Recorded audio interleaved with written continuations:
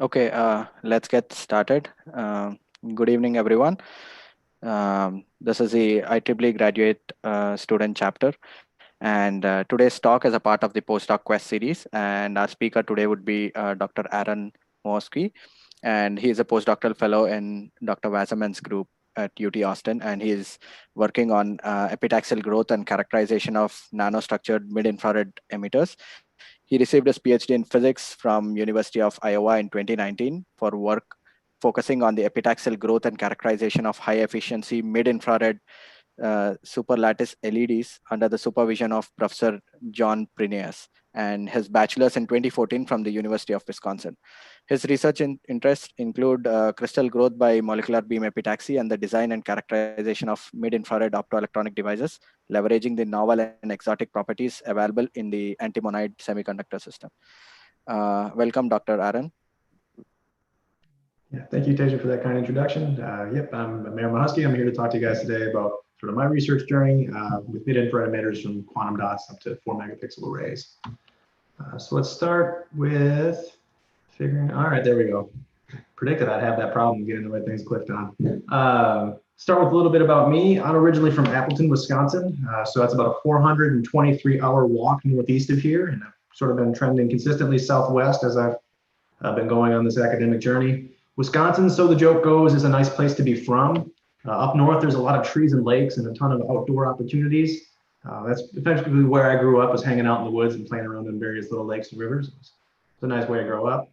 In the western part of the state, there's a lot more corn and cows. It's a little less fun to hang out in, but more by me, there's a lot of mills and little towns and also corn and cows. For those of you with any preconceived notions about the state of Wisconsin, I have to say they are 100% and emphatically correct.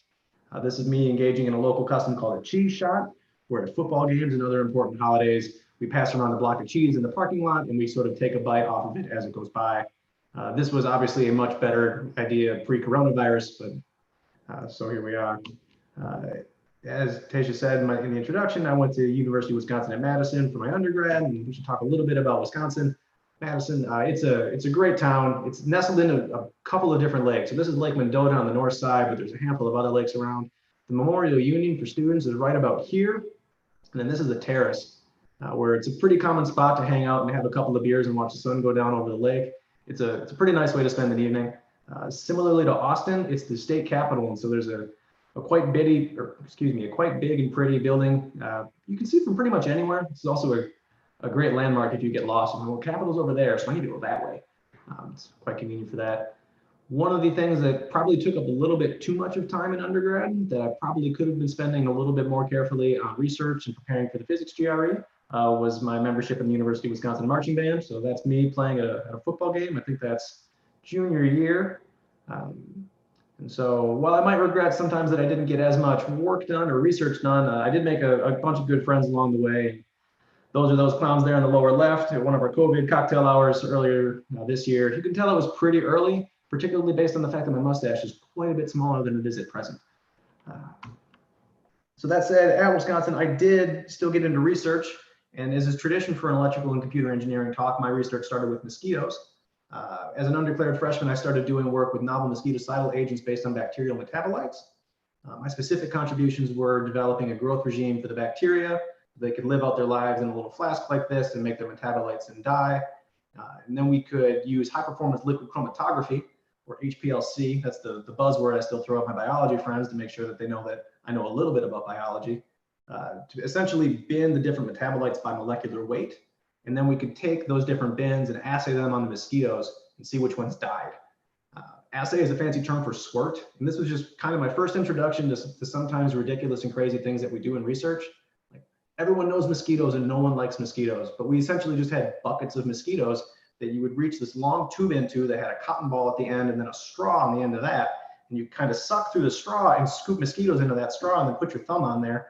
And then you just had a little pocket of mosquitoes.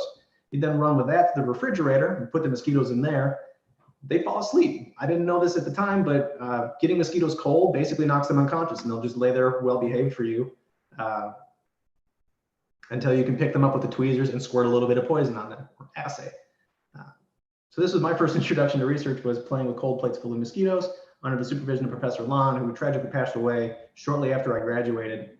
The entomology department there did bring in some other researchers to kind of carry on that research. And while it did get a little away from its original, like directly killing the mosquitoes applications, it did actually make a nice science advances paper early last year on deterring mosquitoes from feeding. So it's cool, even though like there's no like tractable way for me to tell you guys that I'm like part of this work. There's not a paper that I can point to like I did that. But it is cool that that research did go somewhere, even if I was just a small part of that early on. After I graduated with my physics degree, I kind of faced the classic dilemma of should I get a job and start adulthood in real life? That seemed kind of scary, and grad school seemed like it was still technically college. And so in a lot of ways that seemed less scary. Well, I'm kind of glib about that. Graduating with a physics degree, I was just nervous that I didn't necessarily have a lot of marketable skills that I could point to and be like, hey, this is why you should hire me. This is what I can do in your company, and this is my concrete and marketable skill set. On the left here is a picture of another Wisconsin tradition, which is taking a picture on Abraham Lincoln's lap the day you graduate. Lincoln set aside the land that eventually formed the University of Wisconsin. So on graduation day, a couple of hundred graduating students will line up down the hill that Abe is looking down and wait to sit in his lap and get their picture taken. So that was another fun little tradition from Wisconsin. I then moved on to the University of Iowa, and I picked a graduate program deliberately keeping in mind the desire to have a more tangible skill set. And so while I didn't get into some of the more prestigious physics programs that I had applied to, Iowa still ticked a good box for me in that people left there with jobs. And that's what I really wanted to see, is that people were coming out with a finite skill set that they could then market and get jobs for, or jobs with. And so I would like to point out that I wanted to make something, and the first thing that I did was make a good group of friends, which became my strongest support mechanism through grad school. And that I would highly hold up as the best strategy to get through grad school, which, as I think many of you are aware at present, is a trying and turbulent time that often involves an undue amount of stress and very long hours. A specific caveat that I would put on that is to make sure you include enough people from outside your group. Sometimes it gets easy to get bogged down in the minutiae of what's happening in your own specific group, and it gets difficult to see what is normal if you're just looking at your own group. But by talking to people outside your group, it gets a lot easier to say like, whoa, I guess my problems aren't that bad, or oh, my problems are way, way worse. So that helped out a number of us. Sort of in this picture down here was my friends from grad school. Up here is the Iowa Advanced Technology Labs. My office was at these windows right here, so I had a nice beachfront property, as it were. But this is the Iowa Advanced Technology Labs on the Iowa River at the University of Iowa in Iowa City, Iowa. I have a lot of kind things to say about the great citizens of the state of Iowa. They are not, however, the most creative when it comes to naming things. Moving on, we should probably get into what I actually did for research, particularly concerning mid-infrared LEDs. Let's talk first about what is the mid-infrared and why people are interested in it. There's a couple of key facts that drive interest in the mid-IR. The first that I'm going to touch on is that there are a lot of characteristic atmospheric absorption resonances, not atmospheric, excuse me, organic molecule absorption resonances. And so you can see very characteristic features that like clearly can, what's the word that I want? Indicate that this is carbon monoxide or carbon dioxide. And so this is a clear indicator that you're on that specific gas resonance. And so when you shine light through in the mid-IR, you can use this. If you can resolve the wavelength for spectroscopy applications, you can tell not only what is in that sample, but also how much of it is in that sample. And so this drives a lot of spectroscopic research, as well as some medical applications. Perhaps more important for me is the fact that the atmosphere is pretty much completely transparent in the mid-infrared from about 3 to 15 microns, particularly in the mid-wave infrared from 3 to 5. It's about 90% transparent, which is almost 50% greater than what it is in the visible. So if you think you can see your computer monitor quite well right now, imagine if you could see it 50% more clearly. As well as in the long wave infrared from 8 to 12 microns, the atmospheric transmission is quite a bit larger than it is in the visible. Corresponding to these two, oh, that's the word I wanted, was corresponding to carbon monoxide, I got there. Corresponding to these two specific atmospheric transmission windows, the long wave and the mid wave infrared, are two sort of subsets of temperatures at which Planck's law of black body radiation tells us certain characteristic temperatures like to emit. So black body radiation is just the light that comes off of all objects with non-zero temperature, which statistical mechanics tells us is all objects.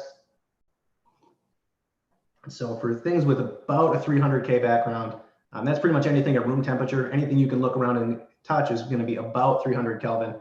and that's going to peak strongly in the long wave infrared. So if you were interested in seeing something glow with its own natural radiation, you would usually use a camera that can see long wave infrared photons.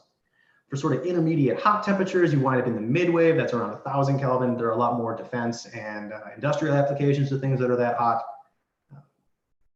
And then because we're essentially going to use these mid-IR LEDs to simulate hot objects in a technique I'm going to describe in a little bit called infrared scene projection, what becomes really important is being able to describe what apparent temperature you're at. And that's what I have shown in this plot here. So the radiance L from our LED would then be equal to an integral over whatever wavelength band we're looking of the blackbody radiation spectrum here by Planck's law for a given temperature. You can adjust your temperature such that the integrand equals your radiance, and then that would define your apparent temperature in that wavelength band.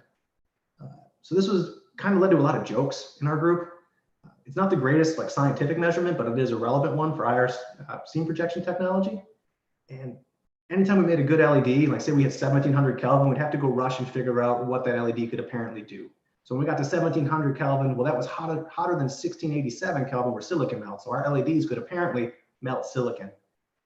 I think we got close to apparently boiling gold, but we didn't quite get there. And still the goal for me is to get something that can be apparently as hot as the surface of the sun. I think the title of that paper pretty much writes itself. So we're not there yet, but I'm hopeful for one day.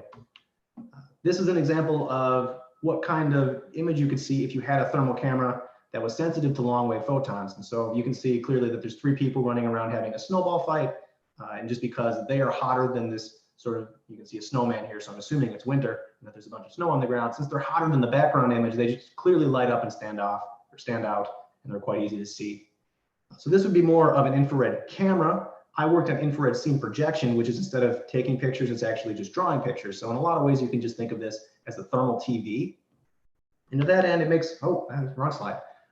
So this is what a full-on projector prototype system would look like. And we did ship a couple of these my first 3 years or so to a handful of different funding agencies for them to use in their labs for the more qualification of some of the thermal cameras, as well as simulation of different scenes that they wanted to do more advanced analysis on. And so for the most part, all of this stuff is quite literally a giant black box that engineers at the University of Delaware very graciously built and did. I mean, their entire research in this collaboration was geared towards making the integrated circuits that could drive our LED panels, whereas I worked on the actual individual LED panel itself, which is right there.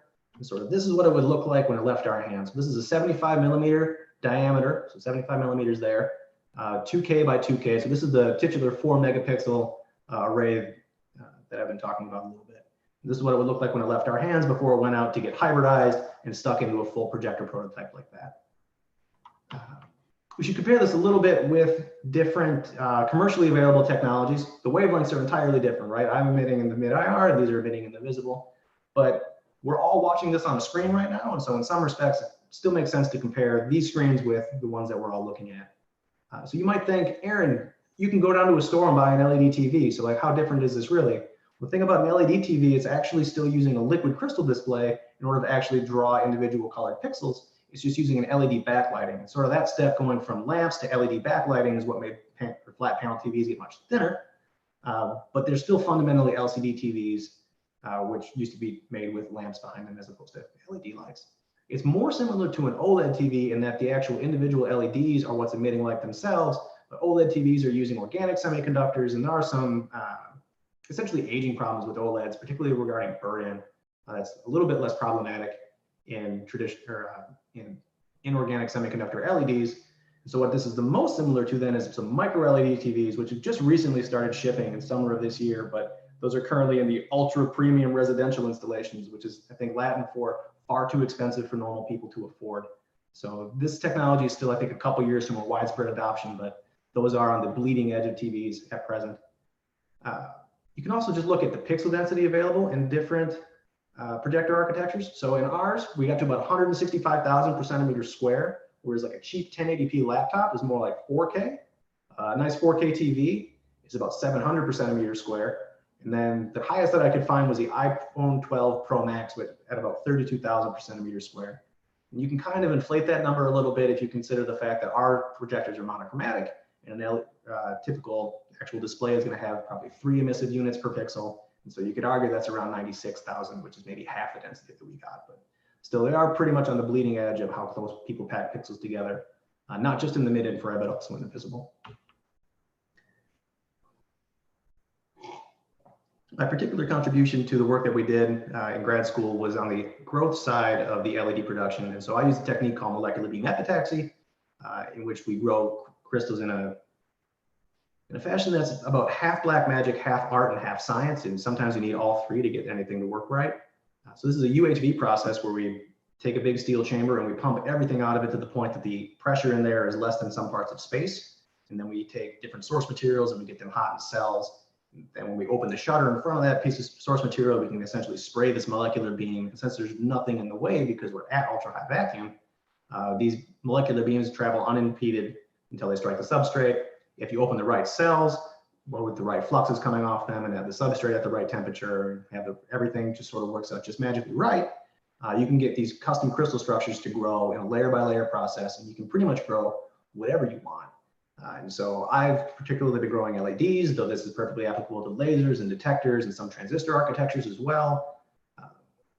Looking at the list here, I think about half of us are MBE growers, but for those of us who aren't, you can just think of MBE as spray painting with metals. It's a pretty good way to think about what's going on there. These are some glamour shots of the MBE lab back at the University of Iowa. This one is sort of the old trusty Chevy. It'll get you where you're going, but it might not be super comfortable. And conveniently, this is also the closest an MBE machine has likely come to being a submarine. So I showed you guys that picture before of the IATL on the banks of the Iowa River. Turns out the Iowa River quite likes to flood every so often. And so when the 500-year flood came in 2008, there was water up to about here in this lab. That water killed the MBE machine that used to sit here. And so as part of the disaster relief funds, we got to buy a brand new Gen 20 MBE machine, which is much more the trusted, or the new shiny Cadillac. It was riding in style. These are big, complicated, and scary instruments. I usually say it took about 6 months before I felt comfortable in the MBE lab and felt like I could use the machine, and about 2 years before I knew what everything was and how I could actually take care of the machine. So different levels of mastery just took different amounts of time to get. Because MBE machines are big and complicated and take a fair amount of work to keep working, you can also take some much less glamorous pictures. And so this is a couple of pictures from a maintenance cycle that we did one winter break, where we essentially ripped the top off of the machine. That's right here, and then pulled the guts out of it and scraped everything clean that we possibly could. So that's what you're seeing on the left, excuse me, on the right. You're seeing plenty of particulate waste in there that we went in to clean up. And so on the bottom, you can see we got all of those various bits of poison and scrap metals out of the system. I showed you guys before sort of our projector architectures that we would ship out to funding agents at the end of a program, but for the most part, we didn't work on a system like that. We did much more small format test scale LEDs. And that's what I have shown here. So this is a chip as it would come out of microfabrication with about 15.5. I can't quite count that one. But each of these unit cells was a complete device array with about 80 LEDs packed in there of different sizes. Sizes listed here on the side, like the different LEDs. And this would be like a full packaged LED where we'd cleave out one of these unit cells and flip it over onto some essentially fan out lines so that we could connect macroscopically large lines to them and then drive individual LEDs in the array. This is sort of the typical data then that you would get from an LED. Given that they're an optoelectronic device, you kind of care about the conventional things there. How much current do I run through it? What voltage am I running it through at? How much light is coming out of the given current? What color is that light?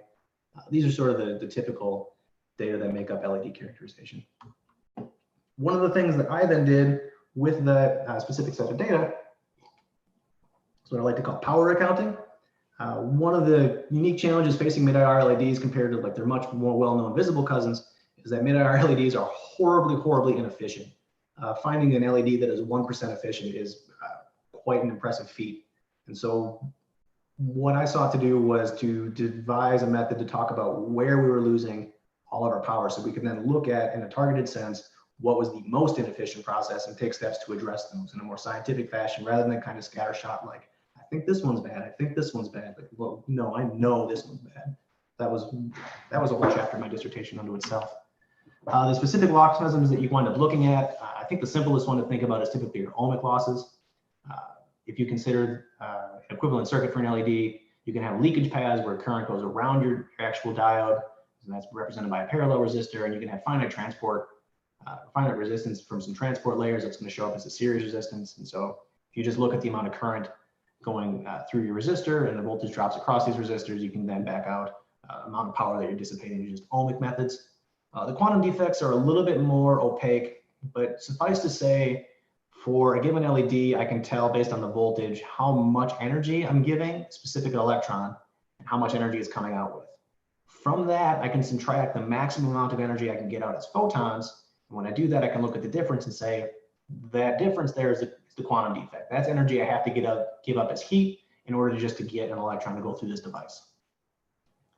Similarly, we have trapped light losses. Trapped light is historically a really big problem because LEDs are made out of very high semiconductor, high refractive index materials. And so if you then look at your total internal reflection at your critical angle there, and then just sort of integrate that over your 4 pi steradian total space, you wind up finding out that you have about 3% of the solid angle for a LED that actually like emits something into the far field. The rest will be totally internally reflected, and those photons will just stay bouncing around in your LED until they're eventually reabsorbed and lost as heat. So since that's about 3%, that's historically thought of as like one of the biggest problems facing our LEDs. There also are a handful of non-radiative recombination mechanisms. It's at this point in time that I do need to talk a little bit about some semiconductor physics. And essentially what we're looking at in semiconductor physics is excited electrons from a bunch of states down here in the valence band that then hop up to the conduction band. And we can get conduction from these electrons when they run around in the conduction band. When they do come up to the conduction band, they leave behind there a hole. And so rather than thinking about all the electrons that are unexcited in the valence band, we can use this mathematical abstraction step to then talk about holes that are left behind. It just becomes a far easier counting problem to count the one hole that's running around as opposed to all the electrons that aren't. Look at that in the valence band. So radiative recombination will occur then when an electron and a hole from the conduction in the valence band recombine to give you a photon. But there are other recombination mechanisms, particularly Shockley-Hall, which is really related to the amount of defect states that you have that can mediate recombination, as well as Auger recombination, which becomes really problematic as you go to higher currents for LEDs, which at the end of it, we're trying to make really, really bright LEDs. So we're trying to pump as much current into there as we can. And so when Auger starts scaling, that becomes particularly problematic. Using sort of the results from routine LED characterization that I showed before, you can do some pretty careful analysis and look at the total amount of power being dissipated by each of these mechanisms. And so the first thing that jumps out here is that your ohmic losses for your big LEDs, simply because they're just drawing a bunch more current, and there are some common resistors between your big LEDs and your little LEDs that don't really benefit from the area scaling associated with going to a smaller LED, they wind up having much, much greater ohmic losses. And as you go smaller and smaller, those ohmic losses get less and less. It was a bit of a surprise to find out that our trapped light losses were actually not as bad as we thought. And that's partly because these losses are really non-commutative. The first thing that I have to do is pump current into my active region. So I'm going to lose my ohmic losses and my quantum defect losses first. After that, I can have non-radiative losses take their chunk out of the actual number that recombine. And after that, I can look at the number that actually did recombine and give me photons. And from that pool, I have to take out the ones that get trapped. And so it's just pulling from a smaller pool of power. Did not have that tongue twister before. So it was surprising to find out that our trapped light losses were surprisingly not that bad. We wound up then using, or the later parts of my graduate career then was looking at ways to mitigate these non-radiative recombination mechanisms and try to reduce the green shaded area here. One thing you might notice is that I haven't shown you the actual amount of power being dissipated by light coming out of the LED. Again, that's because our LEDs are typically less than 1% efficient. So I actually do have it plotted here and shaded. It's just that it's the width of the black line. So you actually wind up not seeing it at all because it's just simply so small. We should talk a little bit about different active region architectures. So one of the ways that people like to do this in the visible and shorter wavelengths is to use what we call a type 1 material, where electrons are bound to a quantum well here. Electrons want to sink into this well. This is kind of your finite square well that falls out of quantum mechanics. And then holes which want to float are bound in this well here. Since these are in the same layer, this is said to be a type 1 system. And this has some challenges in that it's not always easy to find materials that have a narrow enough band gap to get you emission far enough into the infrared. The trick to then play is to find materials that have kind of a staggered offset, a type 2 offset, where electrons are bound to one layer and holes are bound to another, But since they don't have to share a common bottom anymore, since my wells are next to each other, I can make the band gap, particularly in this system, infinitely small. I can actually go all the way to 0 or negative gap, and so I can get pretty far into the infrared with that. The work that I wound up doing then was effectively designing a better superlattice. A superlattice is where we take those individual layers of semiconductor and we just repeat them over and over and over and over until we have several hundreds of nanometers built up of these, single-digit nanometer scale layers. And so I'm not going to go too much into the specifics of these individual different superlattices that we looked at, but suffice to say that A was sort of our standard superlattice that I showed in those projectors originally, as well as in the power loss comparison that I showed just before. B is a really common superlattice for a lot of detector work that's been quite popular in the last 10 years or so. C is a small variation on A where we put aluminum and indium into this layer, which allowed us to manipulate the whole structure. And at the end of the day, that's all us making an effort to mitigate Auger recombination. And then this is the so-called W superlattice because the band edges kind of make a little W here. Historically, these have worse transport properties, but you can do a lot better in terms of Auger and radiative recombination. So they become highly efficient, but also kind of hard to pump current through. What I'm not showing you guys is the couple months of work optimizing each of those individual 4 superlattice families, but I am going to show you sort of the takeaway results from the best of each family. And so again, A was sort of our comparison or like our baseline that we have been using for a long time, and D really was quite well behaved. So on the left-hand side, I just have what we call continuous wave photoluminescence. Top row is at cryo, bottom row is at room temperature. So you can see each of these is emitting nicely into the mid-wave infrared. Middle column here is sort of the internal quantum efficiency, which is just the probability that an excited electron hole pair will recombine and give me a photon. So basically the probability that my excited electron does anything that I want it to do. At both, again, cryo and room temperature. And you can see compared to sample A, sample D is doing about 2.5 to 4 times better. So that was quite a nice result. And these are pretty sizable improvements. Getting close to 10% IQE in the midwave is no small feat. And then what I've got plotted here is instead of against carrier generation rate, which you can kind of think of as current, that's how hard I'm pumping electrons and holes into my active region. This is my photon output rate. So instead, it's how bright my LEDs are. And in some respects, that's just a much more intuitive way to think about an LED. Very rarely do we go to the hardware store to buy a light and think, I need this to draw 2 amps.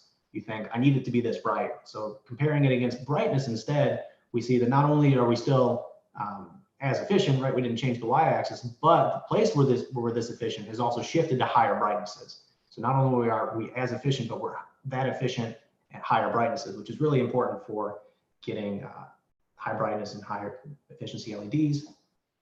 Still on the to-do list for some of the students who are still at Iowa, some of the younger grad students who are kind of carrying on this work would be to then put these into LEDs and hopefully reproduce some of these results and show much smaller non-radiative loss. In tandem, they're working on a handful of different things in terms of mitigating trapped light losses. I'm going to shift gears a little bit now and talk instead about some of the other things that I did in grad school that, while related to my research, were not specifically research, and try to give you guys a sense of some of the beneficial things that I think helped me get larger context as in the field as a whole and develop a little bit further. So one thing that was really beneficial was working in tandem with a startup. Towards the end of my 3rd year, they picked up the responsibilities for actually making the projector prototypes. That was really, really nice for us because that was a lot of work. And for the most part, it wasn't publishable. It was a lot of work regarding like semiconductor contacts and trying to just get good yield on a 3-inch wafer. Those are highly fragile wafers. And so I think we had like about a 15% success rate that one would live through fab without breaking. So they did a lot of work trying to like just get those numbers up. So we benefited because they had time to put in these less publishable things that then kind of like fed back into our process and also made our LEDs better. But we could go search out more scientific ways to make better LEDs. Additionally, it put me in pretty close contact with some of their staff and executives. Getting to pick people's brains and talk to them about the different paths that took them to where they were was really helpful. Particularly, we had like a part-time CEO who came from Rockwell Collins, which is a fairly major defense contractor. And so kind of talking to him about the path that his career had taken him from like a contributing engineer on a science problem to like an engineering leader, and then going to get an MBA and then becoming more of an executive, and just kind of what he saw as good choices to make if you wanted to go down that path were really helpful for my development personally. And as well as talking to some of the staff that had been out in sort of the startup scene for about 15 years and just trying to make the jump between here's a research grade device novelty that we think we can trade on to how can we make this a device that we can actually sell to people? How can we get these packaged up and add volume that people are going to be interested in and can do anything with for a reasonable price? On top of that, some of the staff were just a great wealth of information, and I got no small benefit out of my own personal research by just going to them and talking.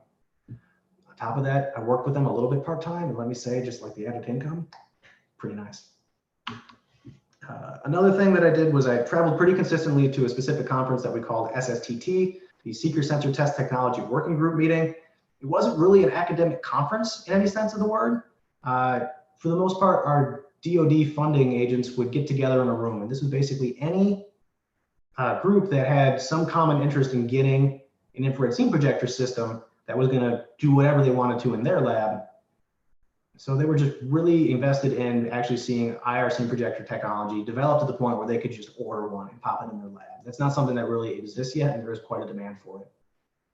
There is a couple of unique advantages to this. One, being in a room with your funding agents really helps you know what your funding agents are looking for. And so it kind of helps guide your research into the direction that's going to help you, have money to maintain an MBE machine with. Second, going consistently.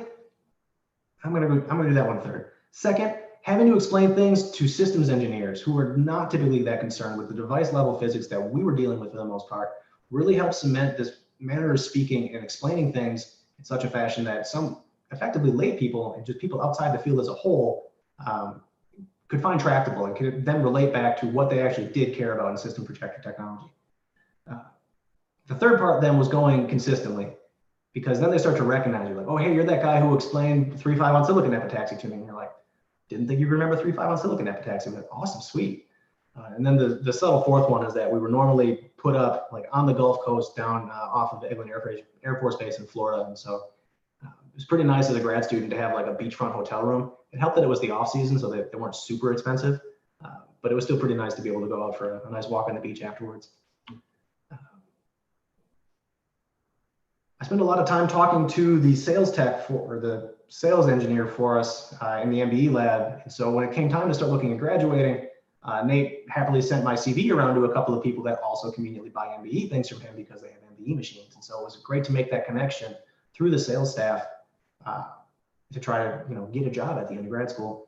So I did like a 1-month intern review where the AFRL realized that it would cost them less to hire me as a temp for a month than it would to just bring me down to interview. So I got to go down there for a month and again, make a little bit of money, which is super helpful, and spend some time on their MBE machine, growing lasers for some more Air Force related purposes, as well as getting like a good solid taste of the government lab life. I worked with the guys for a month, right? I hung out in their lab every day and I essentially worked their lifestyle. And I have to say, there's some distinct advantages to working in a government lab. Particularly, there's not a lot of concern about funding. So long as they continue working on problems that are relevant to the Air Force, which is essentially their mandate, the Air Force takes care of making sure that they have the things that they need to do in order to do their work. And so just reducing that stressor, which is just a massive stressor in academia or in industry where you're constantly also trying to turn a buck, that was pretty nice. And on top of that, they worked like a nice 980 schedule, and it was just comparing the fact that we were working a 980 schedule. So in 9 days, we work 80 hours, and then every other week you'd have a 3-day weekend. Comparing that to what we mostly do in academia, where having a 3-day weekend is quite a treat. Having a 2-day weekend has been quite a treat recently. It was a refreshing change of pace. So on the right here, we have a picture of me on top of the Sandia Mountains overlooking Albuquerque, New Mexico, which is down here to the right. And then south of Albuquerque is Kirtland Air Force Base, where I was hanging out with the FRL. The last thing I'll say about this is if you're ever in Albuquerque, the food is something else. I can recommend a few places, particularly El Modelo and El Patio. Just get the sopapilla. It's always worth it. This brings me to the question of what to do after grad school. I looked around to a handful of different places that I'm going to talk about specifically. I do semiconductor work, and I like computers. And so Intel sort of seemed like a natural choice. And they'd come around recruiting to different events in Iowa. And so like I had been talking to these guys for a couple of years, and I figured it was time to go out and take an interview. The thing that turned me off about Intel was the scope of the problems were very, very small. They were hiring process engineers. So like what I was going to be working on was just making sure this one etch worked perfectly. And the machines to do that one etch were always up. And just that level of focus on what is effectively a much larger problem didn't really appeal to me. I much more like having sort of full stack, not necessarily control, but knowing what's happening in the full stack of my device, from growth and design to characterization and fabrication, knowing what's going on in each of those steps, even if I'm not always doing each of those steps, just gives me like a much greater sense of control and I think fulfillment in that we're like, I am helping make a device as opposed to like, I do this one etch. So Intel didn't particularly appeal to me after I interviewed there. Solar Junction was a startup company in Tempe, Arizona. They're getting to be a pretty decent size nowadays, and I think they recently rebranded to Array Photonics. The timing didn't quite work out on that, but that gave me a much greater sense of like, I'm doing MBE. I've got like some sense of like what this whole device is doing. Like that was a pretty sweet company. What I wound up looking at mostly was actually at Sandia National Labs, also in Albuquerque and also on Kirtland Air Force Base, the picture I just showed. Part of the reason for that was that one of the people that I've been working with at Iowa on making the better superlattices, who is just eminently far too talented in both theory and experiment, he went down there and he was enamored with the level of quality of the staff around him and the facilities that they had to play with. And so I figured if he was in good company, then I would be in excellent company. And so I figured that I could learn a lot from working with those people, as well as just enjoying the research that they were doing, particularly in 3.5 optical electronics. The day before I was supposed to fly down to Sandia to interview, my advisor got an email from Professor Wasserman asking, hey, do you have any students who are looking to postdoc? And honestly, I'd always written off the postdoc thing.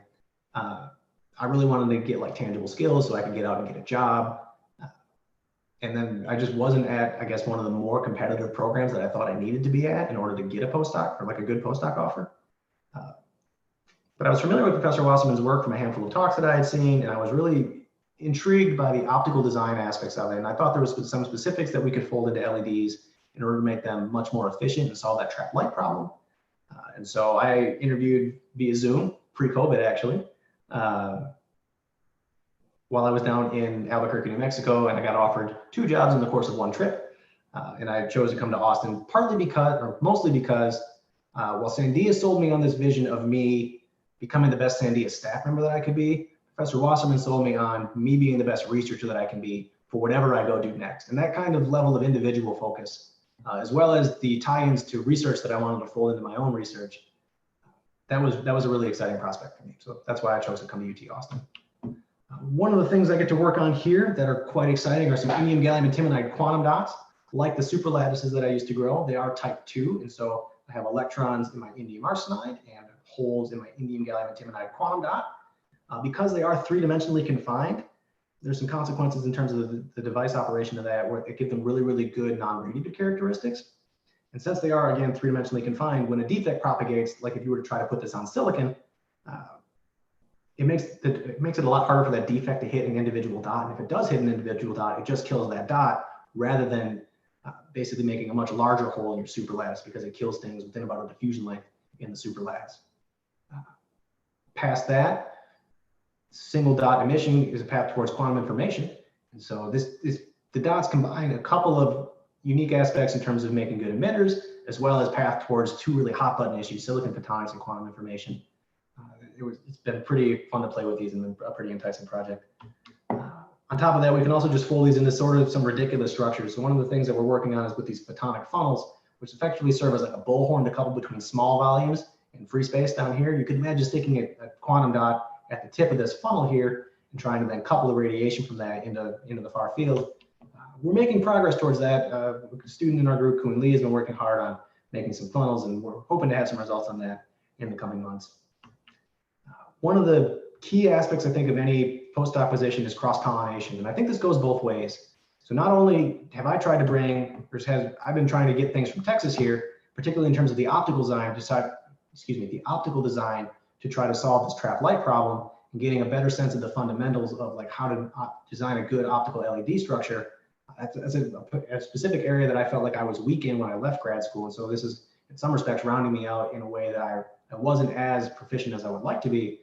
There are some other interesting things that we can do in terms of manipulating the index of refraction, and I hope emitting preferentially into this into this emission cone so that we can kind of eliminate trapped light losses, where much more of the things that will happen is typically like surface patterning these LEDs and trying to cheat Snell's law at that interface. That said, I also bring things with me from Iowa to Texas, and I think the biggest thing that I've been pushing for on a philosophical level is just reducing the barriers towards making a large amount of data. If you have to fight really hard to get any small scrap of data, it becomes really burdensome to get enough data to kind of see the forest from the trees. And so by doing things like just trying to get computers to take simple measurements for us, or making a switch matrix so that I could kind of drive individual LEDs in this array, or similarly a detector, it becomes easier to then generate large amounts of data and get a much fuller picture of what the device is doing. So that's something that I've really been pushing on while I've been here to try to bring to my group at Texas. It's at this point in time that I should start to wrap up and leave you guys with my humble advice from my journey as a postdoc and as a graduate student. But before I do that, I do want to briefly remind you that at the end of the day, I'm just some guy who likes to eat cheese in parking lots. But that's kind of the point, is that everyone is just a person. So no matter what titan of the field you're looking at, they got to their position and their station by just working hard every day towards whatever problem they were at, just doing it one thing at a time and trying to get there. And so no one is magic. Everyone got there through a lot of hard work and sometimes a good amount of luck. To that end, talk to everybody. It's going to be an awful lonely life if we're not here to support each other. And beyond that, the things that I've been able to glean from other people by just having a conversation with them has often been quite helpful.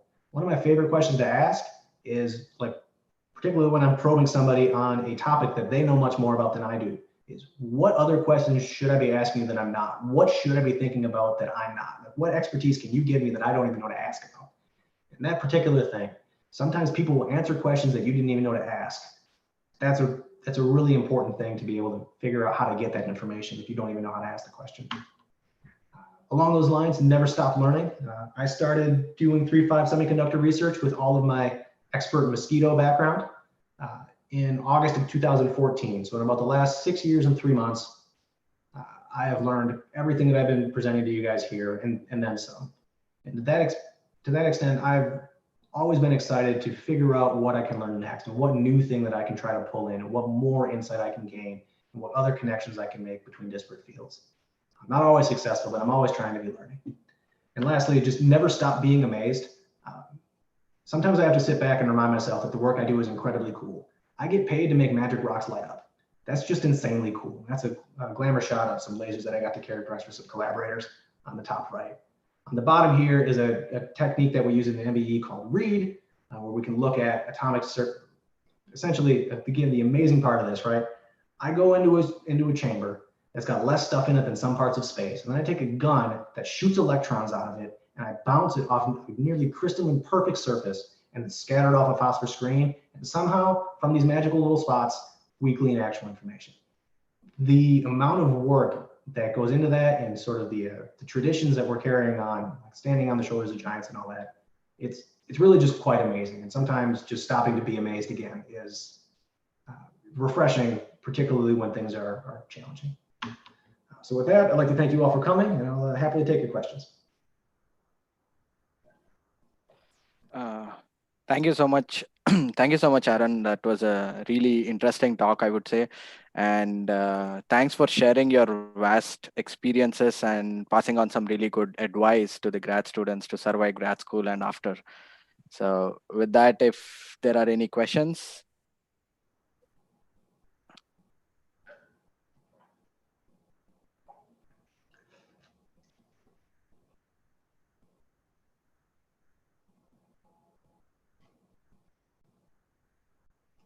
Come on, you guys, this is your chance to get retribution.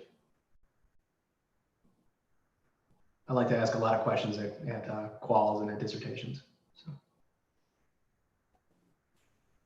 Hi, Aaron. Thanks for the talk. I have a question. Like, can you share a challenging moment that you had during either your undergrad or during your research, and how did you overcome it? Because as PhD students and researchers, we have challenging moments when we feel like we are facing a dead end, things like that. So something which you experienced? Sure. The first one that comes to mind is that startup company. When that started forming up, we thought we'd be a lot more involved as students. So that kind of rapidly progressed to a situation where there was a lot more of staff like coming around and just trying to hop on information that we had been working on. And so trying to figure out that boundary and like what counted as a conflict of interest and what counted as okay, that was a really stressful process that we got through one day at a time. And I suppose the mechanism for that is, again, one day at a time and talk to everybody. A couple of grad students and I went and like actually just sat down with a lawyer and like, so this is our grad school contract. Like, where are the parameters of like intellectual property around this? Like, can you tell me what is appropriate, what isn't appropriate? We talked to some other university resources like that as well. There are sufficiently many things that I am not an expert in, and being able to seek advice from people who are is always, always helpful.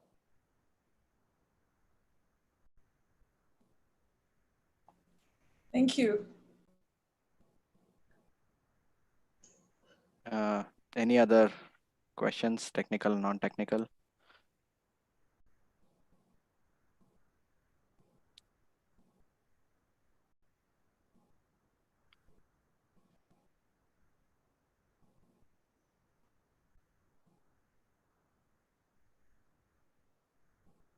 Yeah, you could post questions in the chat as well if you. Hi, prefer Aaron. to. Jayant here. I have a question. What do you think are your future kind of research goals or questions that you're excited to work on, probably 5 years or 10 years down the line, let's say? 5 or 10 years down the line. Honestly, even in the last year alone, I've kind of come across a handful of different questions. And so I can't imagine where I might be in 5, much less 10. But some of the more outside the scope of general LEDs that I've been looking at, turns out field effect transistors are pretty good at making terahertz radiation and sensing terahertz radiation. And so I've got a couple of ideas on ways that we could kind of push on that, incorporating again some particular antimonide MBE, what I do, to make better FETs in order to sense with terahertz radiation. And so a lot of ways that's kind of similar in that it's still an optoelectronic device that's going to either emit or detect radiation, but it's at a much different wavelength range and particularly a very different device structure as well. Cool. Interesting. So I just had a quick question. So so the test LEDs that you made and then you got them packaged and tested them, right? So were they solely from the MBE, or did you need any peripheral circuitry in silicon, or how did you manage to do that? I'm sorry, could you repeat that? So did you need any peripheral circuitry for the for testing the LEDs, like Sure. transistors and? We had a external switch matrix that had been built in-house by a previous grad student. And that's one thing I actually reproduced down here is another switch matrix that basically takes BNC in and then goes out to those individual pins on that socket. And that sort of is all the circuitry that there is. In the full-on projector prototype, there is an integrated circuit that actually takes a video signal in and then converts that into something that can then drive all the individual LEDs. We didn't do anything nearly that sophisticated with just our testing platforms, largely because there just wasn't a reason to. For the most part, you just kind of went through the switch matrix and hooked into whatever 2 pins you needed and then ran whatever was on your BNC signal into that. Okay. What about hybridizing between the LCC and the chip? What about it? As in, you had a silicon fan out too, so. That's an excellent point. Right, so essentially we had what Leland as accurately described as a silicon fan out, which was basically a very narrow gold trace that had an Indian bump on the end of it that we could smush onto the LED that got much wider at the end so that we could then solder with a wire bonder onto that bond pad to the LCC socket itself.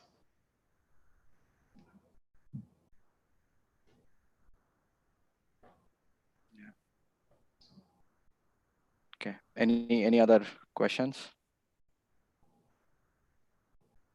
Okay. Let's thank the speaker. Thank you so much, Aaron, for taking your time and presenting your work and all your experiences and advices. Thank you for Thank the you. invitation to speak tonight.